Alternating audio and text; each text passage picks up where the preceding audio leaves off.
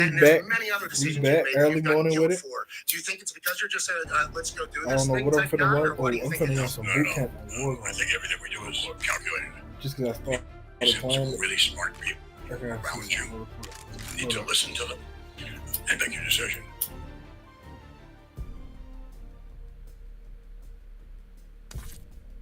But in that instance, it really, you got lawyer stuff and nitty gritty of it. They try to tie your hands into so much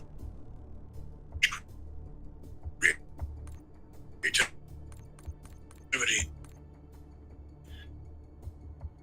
Tie your hands in terms of owning you and having control of your own. So that's why we went that way. So I was Cremo. How you doing? Keep it moving. I happen to know, and obviously, a little bit of pleasure in this world because before you, I assume there was some people. Do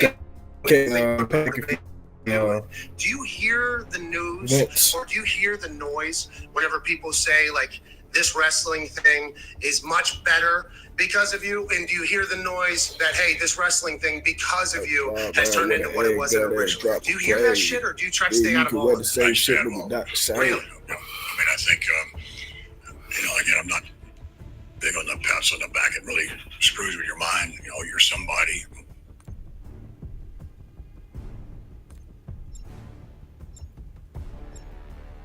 I'm just who I am, and if you listen to it, that means you're not dealing with a positive in which you put your intellectual cost in positive, not the negative. So I try and stay away from negatives as much as possible. And we only listen to negatives. I don't want to hear the positives. Or they're going to say what they're going to say. And there's nothing you do to change it, really. Because you spend all your time. And it's not listening to them in the bed where it's just, all right. Sorry, that's us. We should have moved. I get my hands going. Because out of 1,000 negative comments, some of them negative comments, pretty much most of them are going to be trolls, but some of them could be actual like criticism that you can take and get better. We always change to the negative before the positive. Because most likely on the positive, a nigga telling you a positive, you already know, because you already know what you put into your craft. So you know what you're putting out is that. So you don't need to hit the positive. You did what you can.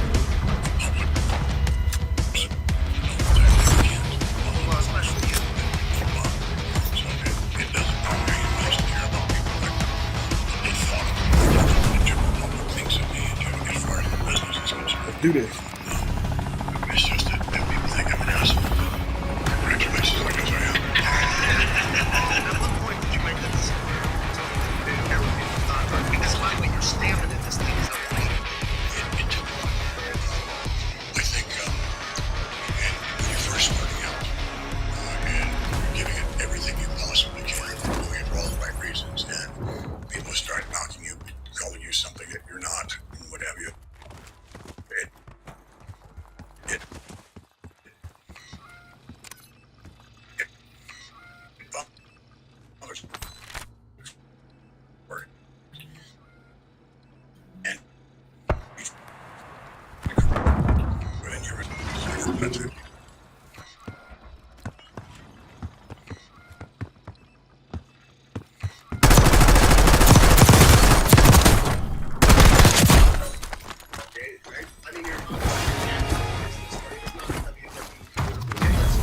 Actually, this is a question I think a lot of people would like to know. This wrestling is happening here in like 30 days. And I think the evolution of wrestling into what it has become, mostly because of what you have done with this thing that was once a carny, spectacle, regional, now it's a global. As you can see why I'm playing boot camp, because if they were real fights, I probably would have won that first one, but I would have lost that second one for sure. The evolution, is that why you don't like the word wrestling to be described as what you do? Because you feel like it's a lot different. What is it, you think? And I wanted to separate us from everybody else. And my dad was a part of he was part of the NWA, but he had his own branding. It was Worldwide Wrestling Federation many years ago. And I thought that was brilliant. I thought, wow, okay, you're making yourself different. And at the time when my dad's business, he never sold it to me anymore. Old school wrestling people, right? Think like that. So, anyway, it's like separate yourself. Be who you want to be, and especially the brand. It's WWE plus WWE. You get something good, bro? Hey, that panda got you. Well, the panda. I didn't even know it existed. We learned about it through you. I think the whole world did. By the way, shut up. That panda. And then also made clubs of I wouldn't fit in that environment. So I just said, okay, I'll change it. So, and it was pretty easy to do because I'm going to change it.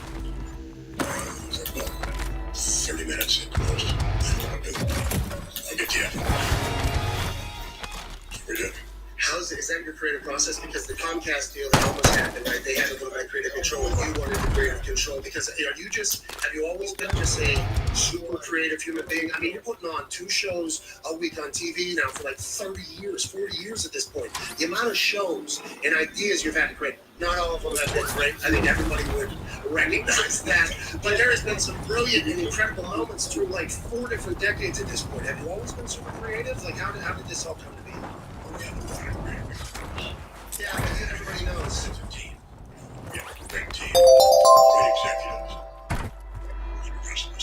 We're really taking off. You follow? And, appreciate it. But creatively, Well, you know what? We better try something new. I listen. You get down And on I it. think that's important because you can't learn if you're talking. I can sometimes, but I think it always be you right now listening to me. I know I will not.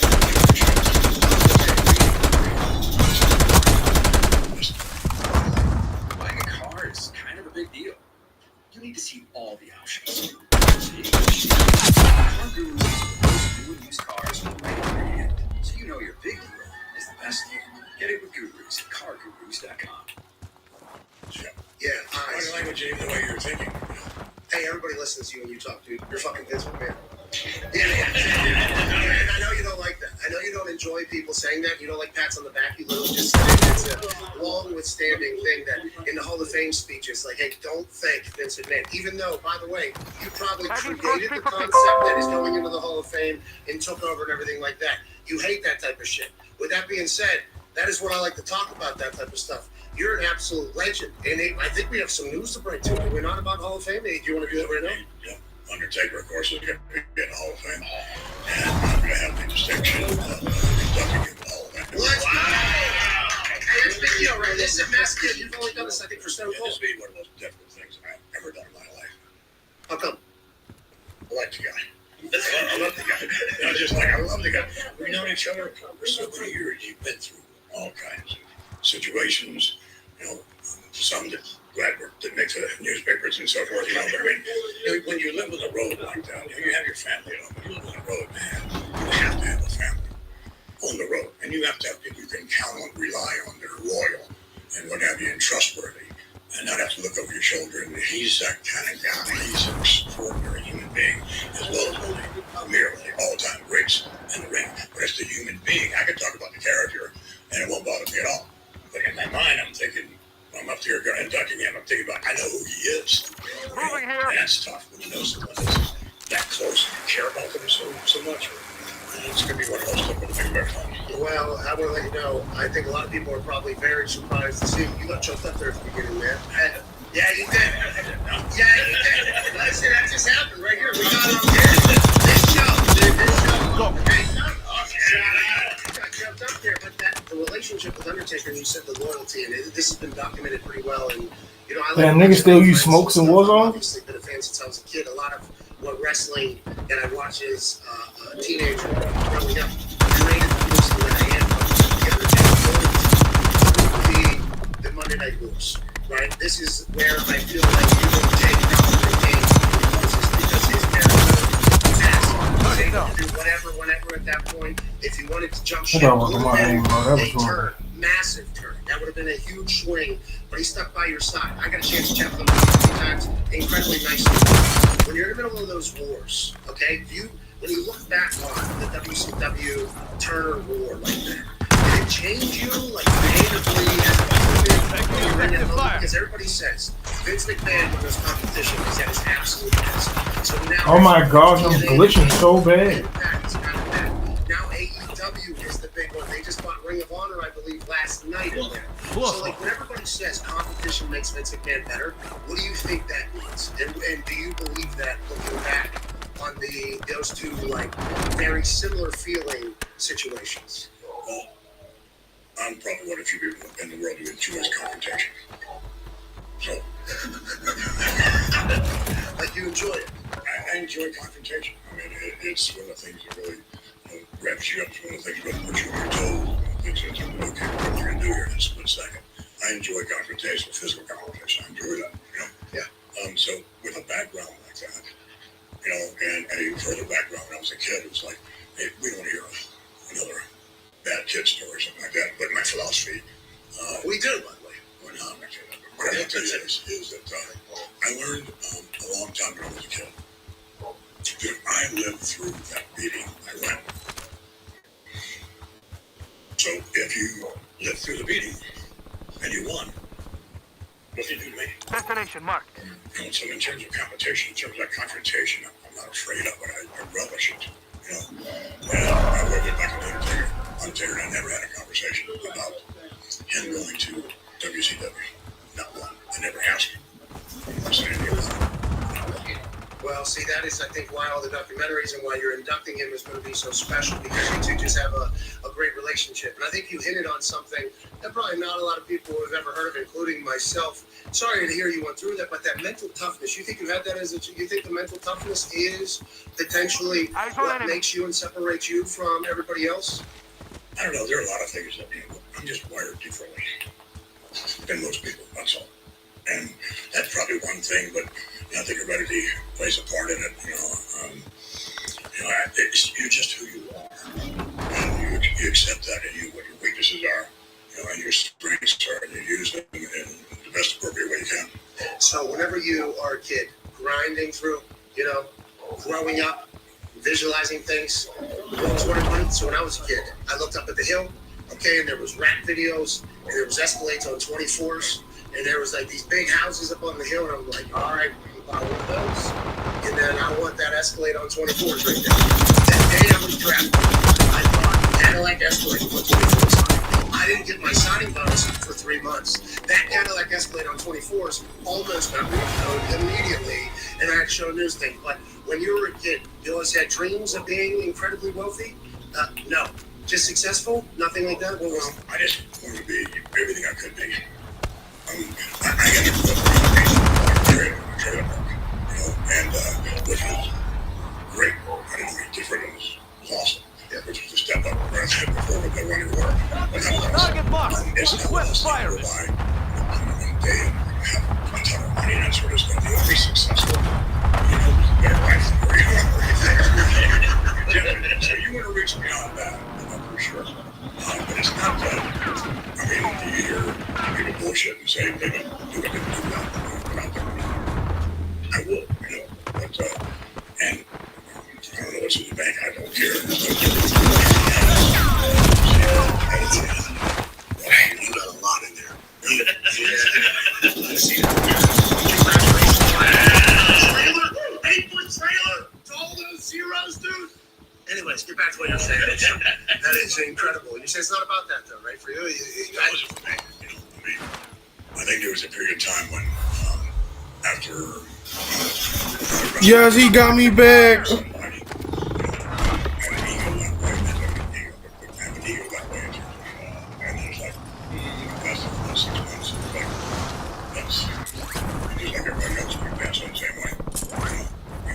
Very, very fortunate because you're doing what you love to do.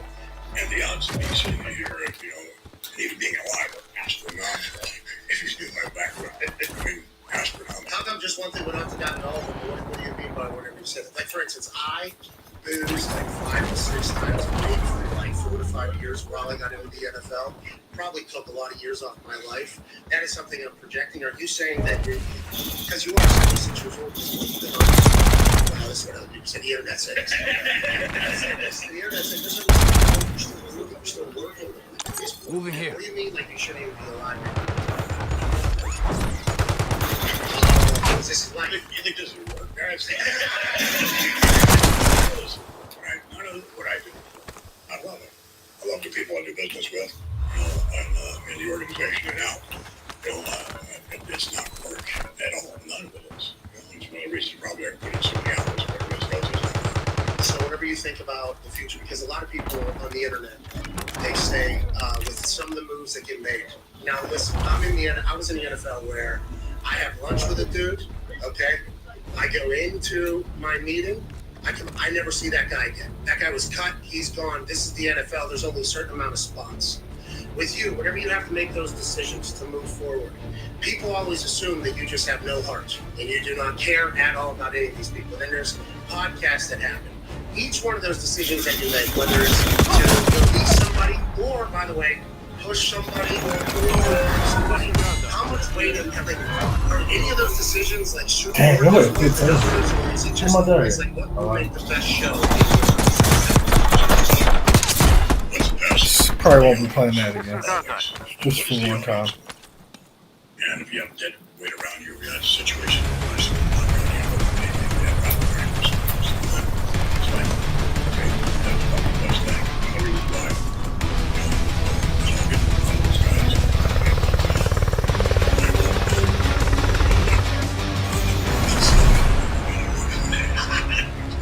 say stuff like that, you're really hurting yourself because you're not thinking about audience, you're not thinking about your product. Your ego is like, yeah, okay, maybe I really felt that way, maybe I didn't. Nonetheless, it doesn't matter. What's the best thing for business?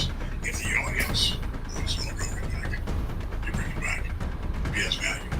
There's a lot of very famous like disagreements that you've gone through. Is that a business mindset you think to bring people back? Is it personal mindset? Shit, I run it back. Those niggas want to run it back, though. Once I took the company public, it helped me be a better businessman. Because part of being a business mostly with my head, but mostly with my heart as well. And these decisions are so damn tough when you do that. Because you have kids and this and that, somebody has cancer in the family, or whatever, all that goes in your head. When you're a public company, now, you go stockholders. You know the business. It is the business, so it helps me make easier business and better business decisions because my heart is still smoking in there. So there is. But at the same time, it's business. And there's nothing personal about it in terms of what I like somebody or I don't like somebody or whatever. And again, sometimes athletes may be personal in our type of business when they're not given the opportunity, or even if they are, and it doesn't work, people from all walks of life seldom look in the mirror and say, coaches, you know what, this guy fucked up. It was on me.